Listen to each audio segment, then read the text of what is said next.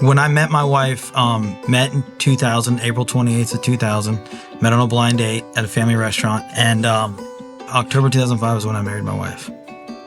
When we had gotten married, we had the first business had started, the landscape company, and then we immediately conceived. So I went into, okay, I've got to build this business that will sustain both of us and the child.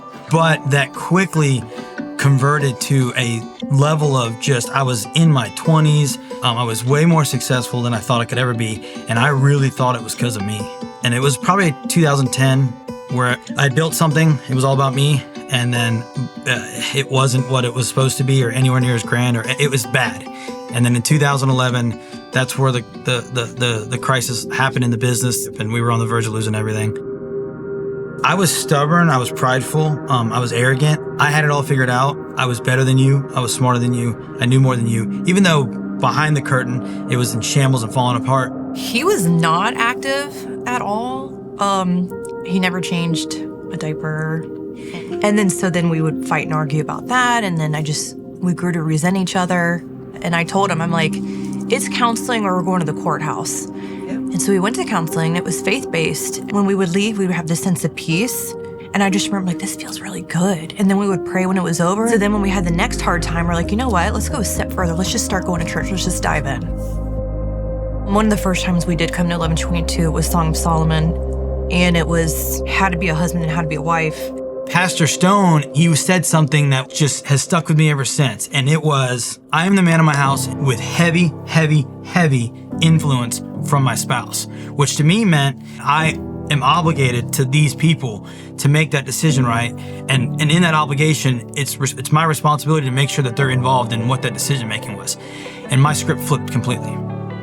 And that's when we surrendered. It was no longer like me trying to make the business successful or me try to figure out how am I going to pay for college tuition? How am I going to pay for this? It was just like, I have a duty to this family to live like the word says I'm supposed to live and to point them to this. And that is my main focus. Honestly, I think when he started to change for the better and become a better husband and a better father, I knew God was working. And I gave everything up and I said, whatever you're working in him is working through me and is working down to our kids. And it really does start with him, the head of the house. Everybody has a choice. And he did have a choice that he could keep feeding his ego and things could keep going the way they were, or he could follow God and change everything. And I'm very grateful that he chose to follow God. Are things great? Not all the time. Do we have hardships? Did I lose a sibling? Have I struggled before in business still? All that, but I navigated all that with the comfort that he is above all things.